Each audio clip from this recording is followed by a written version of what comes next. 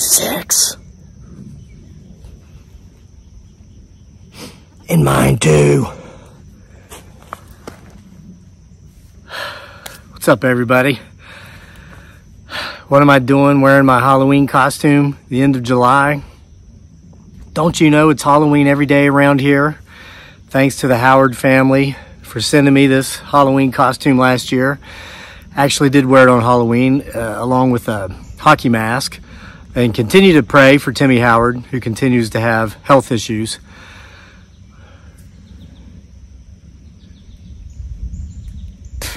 Seriously, get my 6. We've had reports of a male and female chupacabra running around here together. So, as the title suggests, I do have an amazing coincidence for you. As a matter of fact, I've got several. I opened Pandora's Box trying to Google some stuff about coincidences because, frankly, I don't believe in coincidences. Why?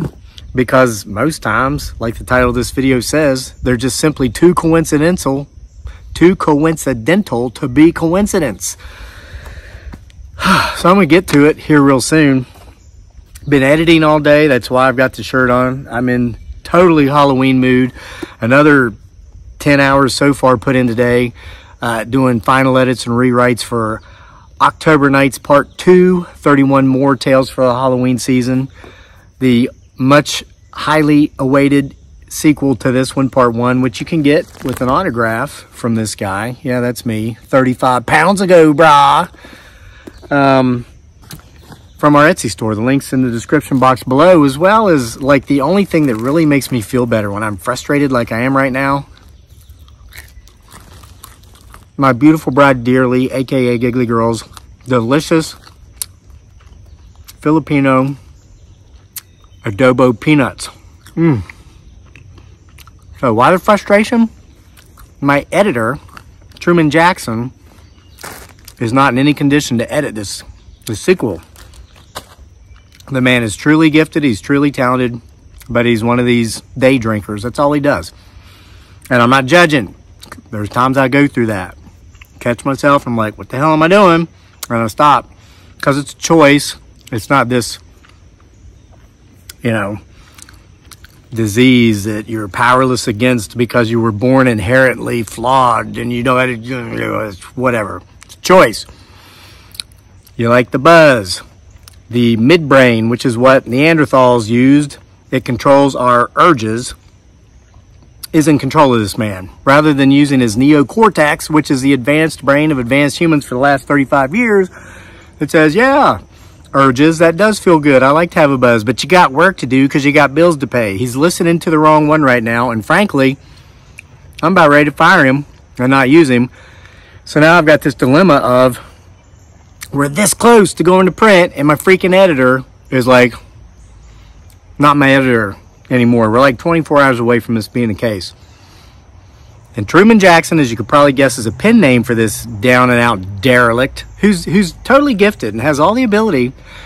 But hey, I've said it before and I'll say it again. This is why I do say this concept of potential in human beings does not exist, because people either do or they don't. You can be insanely talented and gifted and smart like Truman, and it means nothing if you do nothing with it. Sit around and binge all the time because it feels good to have a buzz and be controlled by your prehistoric midbrain rather than use your advanced neocortex brain of modern man so you can actually be productive and contribute. You see why I'm eating these peanuts? I'm going to tell you what. If you have not had my wife's peanuts, you got to get some so that when you get frustrated, I just dropped the peanuts in my water. Whatever. I used to put them in Coke. It's a hillbilly thing. If you're not from Appalachia, you wouldn't understand. And I just dumped out my bag of peanuts. But coincidentally, found that big giant chunk of garlic I was digging for anyway. It's too coincidental. Too coincidental to be coincidence. Now, I got peanuts and Coke. That's kind of like a southern thing.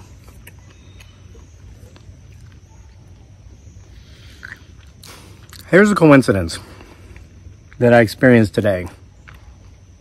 It's amazing. I spent pretty much all afternoon doing rewrites and editing one story in particular. story based upon real events that really happened to me and one of my childhood best friends, who actually last summer I reconnected with for the first time in more than a decade. It took all afternoon because I want to make sure to get it right. And also, this is what I'm noticing. This one, part 1.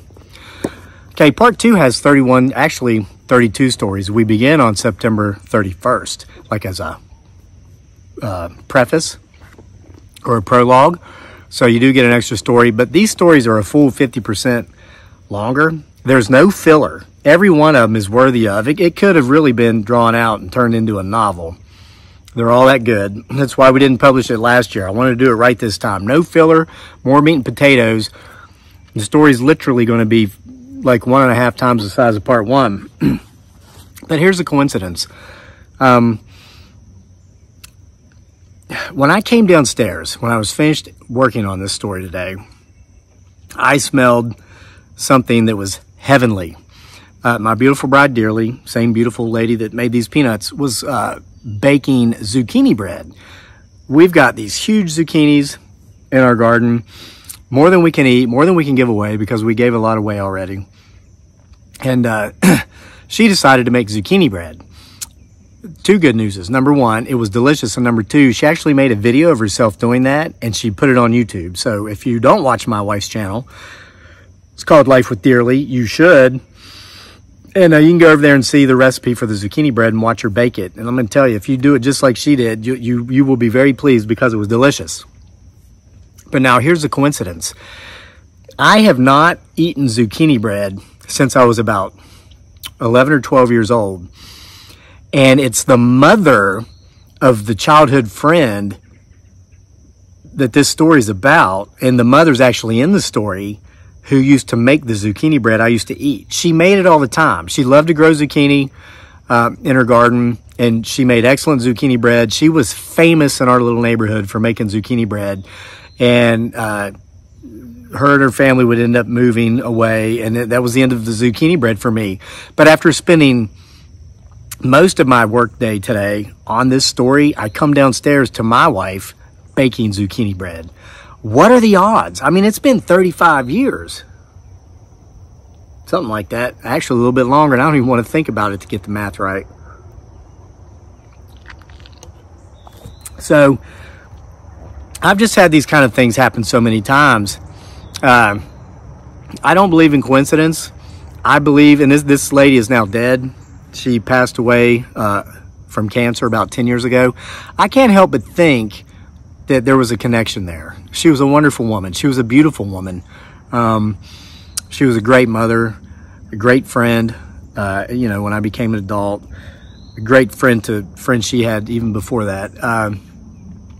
And you'll remember a couple of years ago, I made a video about how I was reading a Christmas book, a book of Christmas stories to my son. And about how, you know, you flip the page when you get to the end of the story and there's a Christmas carol in it. And we flipped the page and we were actually listening to Christmas music on the laptop at that time, just a playlist on YouTube. And I finished the story as the song that we were listening to went off. And as I flipped the page and the next song came on, the exact same song that started playing on the video was the exact same song in the book. It was really crazy. So I Googled, I was trying to find out, like, if there's any sort of known quantum physics in regard to coincidences that are too coincidental to be coincidences. And I couldn't really find anything, but I found some really amazing coincidences, and they were really neat, and I think you're going to like them. So I just want to read them to you. I mean, this video might not be as exciting as some of the stuff we pick up on film, but we're not done yet. So keep getting my 6 and keep getting my 6. Who knows what we may or may not pick up back here.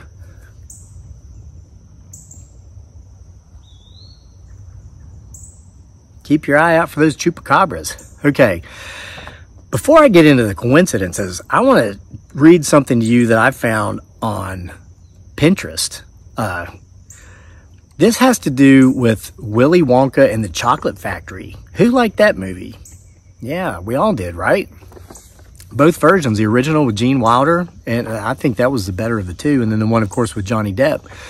But listen to this. I never knew this. Maybe you did, but did you know that the 7 kids in that movie represented the 7 deadly sins? Listen to this. Augustus Gloop was gluttony. He's either eating or thinking about eating, and his name rhymes with poop, because that's what you do when you eat. You poop, and his name was Augustus Gloop. Number 2, Veruca Salt is greed. She's a spoiled brat who always wants more. Remember that? Always having her daddy just break out the checkbook and buy her this and buy her that. Greed. 3, Violet Beauregard is pride. She's always boasting. She was the one, she ate the blueberry, right? Turned big and blue. Okay. Mike TV is sloth. This was a lazy kid. He sits and watches TV all the time. His name is also TV, T-E-A-V-E-E, aka TV. Grandpa Joe represents envy. He wants what Wonka has, the factory, and what Charlie has, the ticket. Charlie himself represents lust. Not the kind you normally think of, you know, in the adult way, but the intense desire. You remember how badly he wanted that ticket? Okay, and then Wonka himself is wrath, and he punishes everyone for their flaws. I never knew that about that movie, did you? All right, so listen to this. Again, I opened Pandora's Box, and I'm not going to take all day with this. Keep watching back here. Get my 6. Watch for him, her, it, or they, which may have joined us right here in the apex of this clear spot here. And that daggone male and female chupacabra that have been sighted around here recently. Okay. I saw something the other day, and this kind of got me thinking about this too. It's like something popped up online about coincidences of a paranormal nature. And this is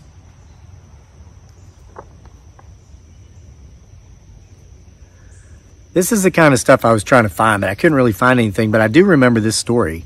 There was a woman who was a court reporter who was, I'm hearing something walking around in here. Let's keep watching.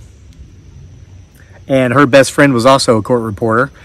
And her best friend contracted COVID and ended up dying from the virus.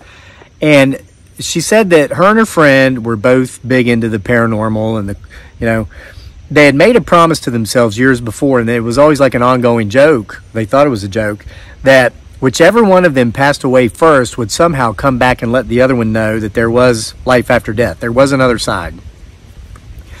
So the court reporter who lived said that she ended up getting assigned to a case that her and her best friend had been following very intensely. They had never worked on the case, but they were interested in it. So she ends up getting to work for the case. Well, during the court proceedings, her stenographic machine, whatever you call those things are called, would malfunction, not enough to where she needed to replace it, but enough to where it was noticeable and a bit of, not even a hindrance, just a kind of an annoyance. Okay?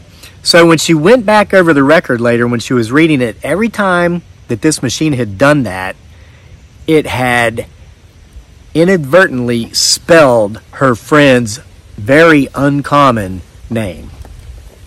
Wow. Literally. Wow. Oh, those are leaves. Look at that, they're starting to fall already. It'll be here before we know it, folks. Hey, if you've not read part 1, I mean, there's a couple stories in part 2 that are kind of follow-ups to some of the stories in part 1, but not all. And remember, if you can't afford the book, this isn't about me being out here like the girl that ate the blueberry. We have a playlist on here where in part 2, I'm going to read every night for the entire month of October, those stories on here as well. So if you can't afford the book because times are tough, here in Brandon's economy of 9.1% inflation, the Fed raised interest rates again to 0.75%, or by 0.75%. I did a mortgage calculation. Man, we got locked in low at historic lows on our mortgage. If we were to go out and mortgage the same amount right now that we have, which is like way less than what we bought the place for, because we aggressively prepay the mortgage because we don't like debt. We're not debtors. We hate it. We want to pay our mortgage off, not pull equity out every 18 months like a yuppie to go buy stuff we can't afford to really have. But if we were to refi at current rates, our payment would be double. Crazy, man, what's going on in this economy. And my point of that is not to bust Brandon's chops, but if you can't afford the book, we get it. That's fine. I'm going to read the stories for you here in October. But now back to these coincidences. This one is chilling. I've heard this one before, and many of you may have as well, but I'm going to read it again just as a reminder because it's so chilling. This happened in 1975 in Bermuda. A man was hit and killed while riding a moped. He was hit and killed by a taxi. Exactly 1 year later, to the day, his brother was killed while riding the same moped by the same taxi driven by the same driver. That's creepy, isn't it? You know, I saw something in the news. This is related to this, but this reminded me of it. I saw a headline where a guy, it's terrible, it's tragic. I think he might have been in Ohio just this week, died in a fiery car crash. And only like months ago, he had actually flipped his zero-turn mower onto himself and was almost killed, but a bunch of neighborhood kids came to his rescue and got him out from underneath the tractor. It's almost like when these things happen, these folks have an appointment with death. It's like Final Destination.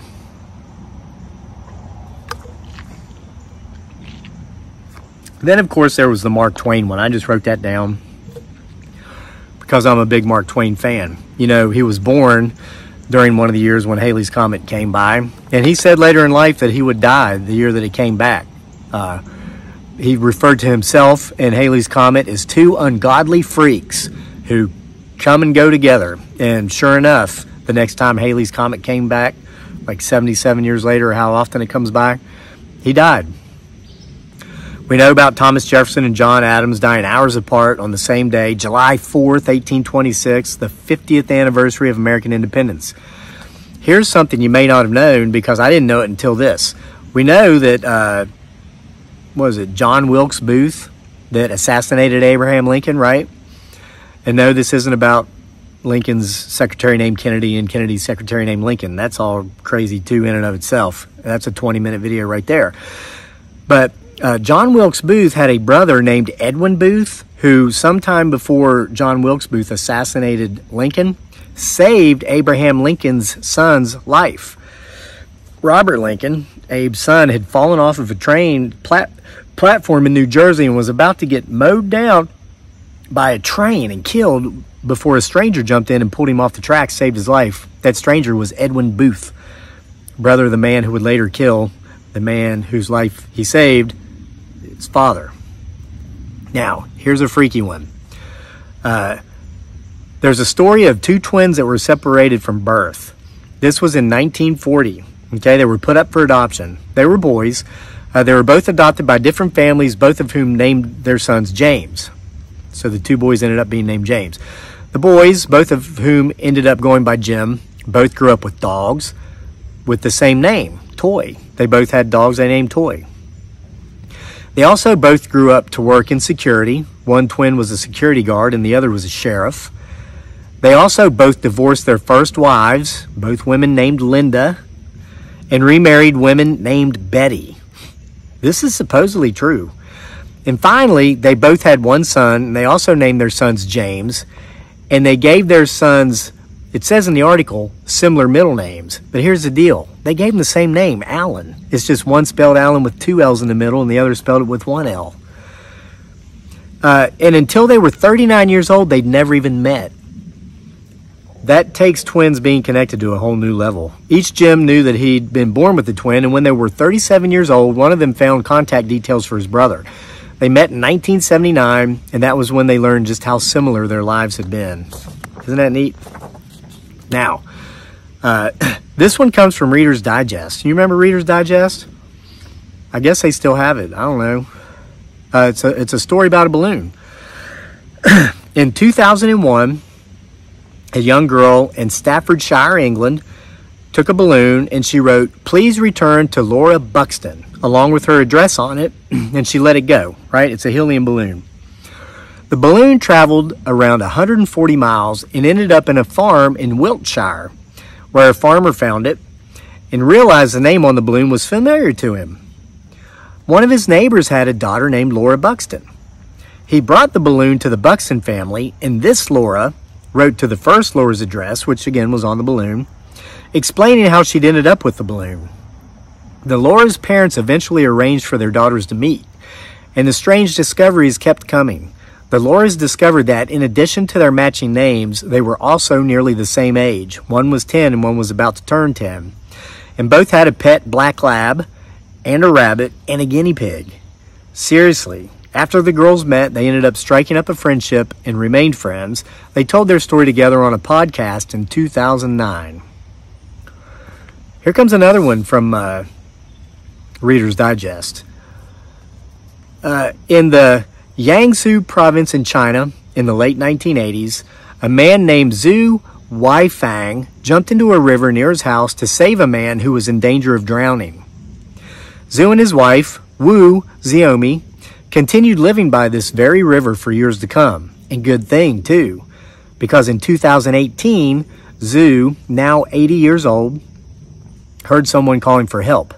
An 8-year-old boy who couldn't swim had fallen into the river. Zhu and his wife were able to pull the boy out of the river, but they hadn't just completed another rescue. They soon learned that this boy was the son of the man Zhu had saved 30 years ago. He'd saved a father and son, not just from death, but from the same type of death. Now, got one more for you about a coincidence, and then I've got something that's ironic as heck. I had to stop. I had to say, no, this is enough internet for me today. Just like so many people say when they watch some of my videos. That's a very common comment we get. I don't really get it, but they'll comment after some of my videos, okay, that's enough internet for me today. I kind of get it more now because I had to stop after this one. I started coming into irony, but I will share one bit of irony with you. But the last coincidence, here it is. Again, from Reader's Digest. This is the flight literally from hell, rather to hell. Okay, get this. Some people are afraid of flying, as we know. Others are afraid of Friday the 13th. For anyone who falls into both categories, the airline-related occurrences on October 13, 2017 are stuff of nightmares. On this day, Finnair Flight 666 took off as it had on many other days. It left from Copenhagen in Denmark and headed for Helsinki, Finland, an airport whose abbreviation is HEL. Hell. H-E single hockey stick. Brah. And as if that wasn't creepy enough, it was the last journey of Flight 666. In a way, the Copenhagen to Helsinki route continued after that, but its flight number was changed to 954. So to recap, it was Friday the 13th, in October no less, and flight with the number 666 was taking its final destination to hell. The flight landed safely and without incident. And then the writers put, we have to wonder if this was a full coincidence or maybe the airline taking advantage of an opportunity to have a little fun. Who knows? Who knows? But now I'm going to end with a bit of irony. Most of you probably know, okay, I'm a writer. You know who the best-selling author of all time is? Stephen King. He sold more than, I think, 3 times now as much as number 2, who was Charles Dickens. Of course, Dickens didn't have ebooks and all that stuff, and there weren't nearly as many people alive back then as there is now, okay? Not to take anything away from Stephen King, okay? He's a great writer, even though he's ostracized half of his fan base because of his political views. I don't listen to that. I just read his stuff because the man's a master at what he does. But with October Nights Part 2 in mind, remember this fact because, spoiler alert, Jim Brown comes to visit us again. For those of you who read Part 1, you know exactly who Jim Brown is, and he does come back. And he talks about Mr. King and, well, Ray Bradbury. And I don't want to spoil it to you and give too much away, but whatever. Let's just say I'm not going to make the same mistake King does. I will, and I told Jim, well, character in the book, told Jim Brown.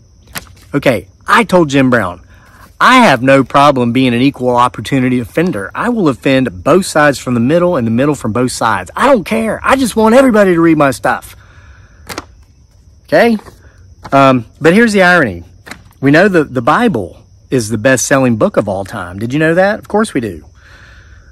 Has all the stuff in it, the 10 Commandments, thou shalt not steal, etc., etc.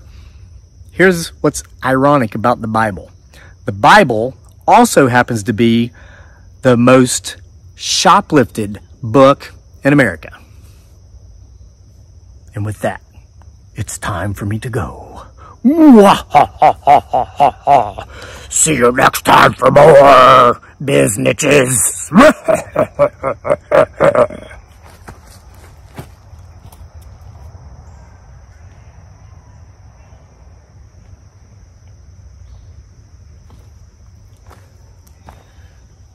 But not before hearing strange voices coming from the forest.